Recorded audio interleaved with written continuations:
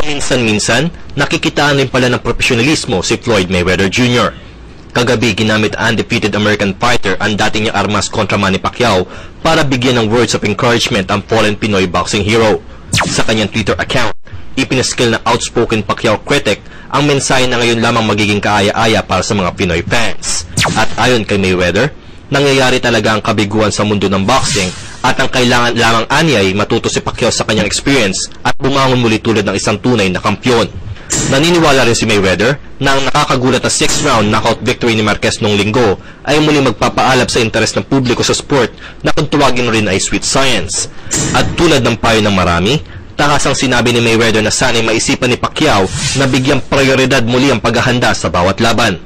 Pero kung naging lovable ngayon si Pretty Boy Floyd, labis na kinasusuklaman naman ng Pinoy fight fans si American pop music prince Justin Bieber. Particular na tinulugsan ng mga Pacquiao fans ay ang immature na pag-post ni Bieber ng edited pictures ng nakalupasay na Pinoy fighter sa photo-sharing social networking site na Instagram.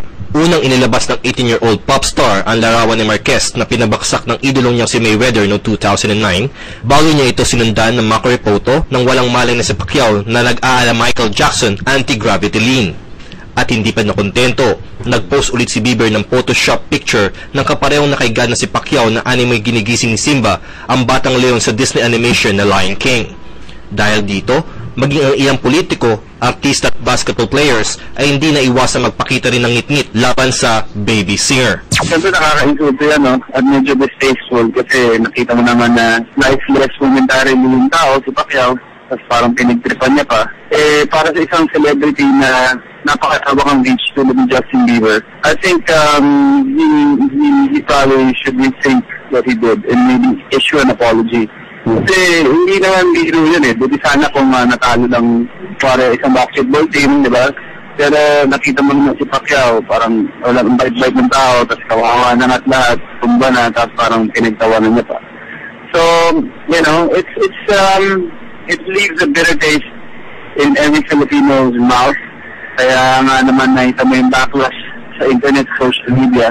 Medyo bumabawi ngayon sila kay Justin Bieber. Pero siguro an apology kung mag-sorry si Bieber, kahit paano pwedeng palampasin dahil.